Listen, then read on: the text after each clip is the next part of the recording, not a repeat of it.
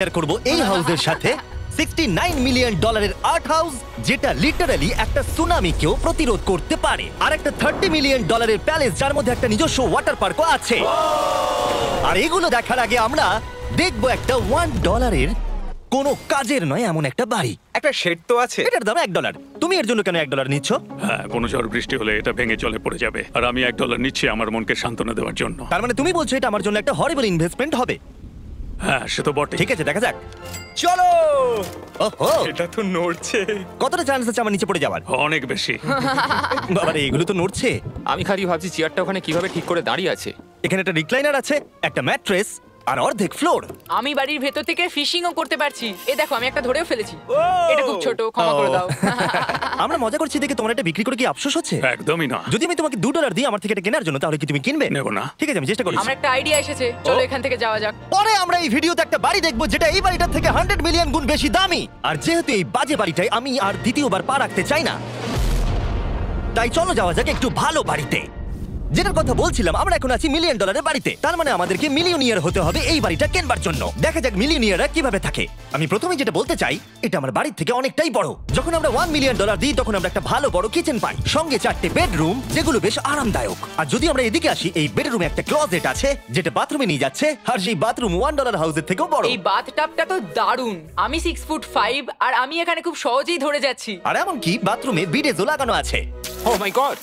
সব থেকে দুর্দান্ত জিনিসটা, সিঁড়ি দিয়ে নিচে নাম্বার পরে দেখা যাবে। ওরে বাবারে, এখানে মুভি থিয়েটার আছে। ভাই, এই চেয়ারগুলো মাসাজ চেয়ার। দাঁড়াও, কি? এই চেয়ারগুলোর দুটো করে রিমোট আছে। দুটো রিমোট। এই মুভি থিয়েটার ছাড়াও এখানে একটা আর্কেড আছে।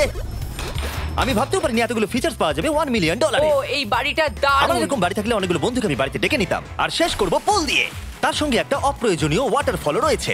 সব মিলিয়ে দেখতে গেলে মজা করার জন্য এটা একটা খুবই ভালো বাড়ি, কিন্তু আমাদেরকে দেখতে হবে সব থেকে দামি বাড়িগুলো। তাই জন্য এবার আমরা দেখতে চলেছি $15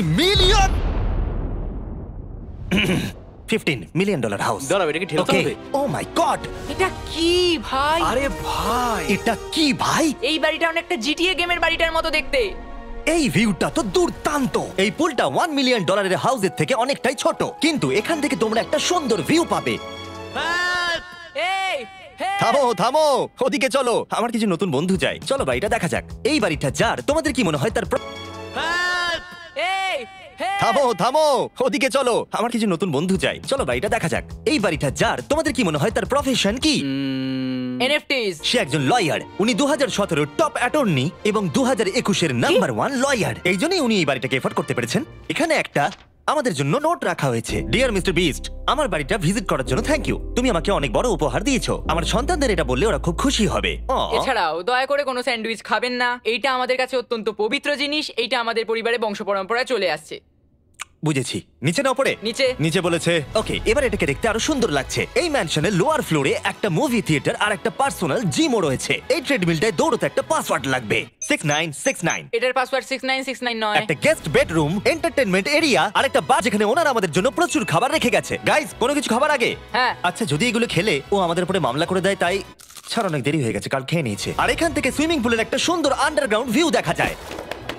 ইয়া! নোলান নিচে সুইম করছে আমাদের এই শটটা নেওয়ার জন্য। ও হয়তো জানে না আমরা এই শটটা নিচ্ছি না। আবার করতে হবে? হ্যাঁ, আরেকবার তোমাকে করতে হবে। আর এবার একটা মাস্টার বেডরুম, তার সাথে একটা দারুণ ভিউ। কাল এদিকে এসো। তুমি মিস করেছো। আরেকটা আছে। আবার তুমি মিস করলে। আরে নোলান, ওটাকে ধরো। নোলান, এই বালিশটাকেও তোমাকে ধরতে হবে। আরে বালিশগুলো নোলান, ছুঁড়ো না এইভাবে। যদি এটা পড়ে যায় ও আমাদের উপরে মামলা করে দেবে। আর তাই কোর্ট পেপারের হাত থেকে বাঁচবার জন্য আমরা এবারে যাত্রা করলাম ম্যাসাচুসেটস এর উদ্দেশ্যে, যেখানে